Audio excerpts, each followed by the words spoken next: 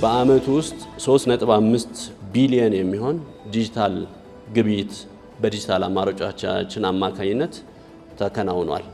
ይሄንን በደንብ ፐርስፔክቲቭን ለመረዳት ያክል 3.5 ቢሊዮን ትራንዛክሽን በባንኩ ዲጂታል አማራጮች ተካሂዷል ማለት ወደ 10 ሚሊዮን በአንድ ቀን ውስጥ ትራንዛክሽን አለ ማለት ነው።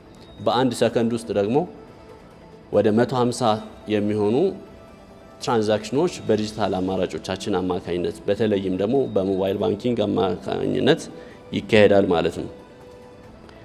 በዚህ 3.5 ቢሊዮን ዲጂታል ትራንዛክሽን ውስጥ የተላለፈው የገንዘብ መጠን ሲሰላ ደግሞ 22 ትሪሊየን ይደርሳል።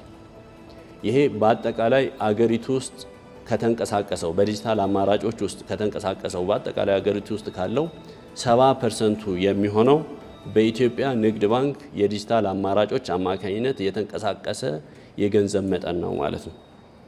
በአጠቃላይ ባንኩ ውስጥ እንግዲህ 1900 የሚደርሱ ብራንቾች አሉ። ከነዚህ ብራንቾች ጋርና የዲጂታል ቻናሉ አማካኝነት የሚተላለፉ ትራንዛክሽኖችን ብናወዳድር 90% የሚሆነው ትራንዛክሽኖች ወይም ደግሞ የዲጂታል ግብይት በዲጂታል አማራጮች አማካኝነት የሚሄድ ነው ማለት ነው።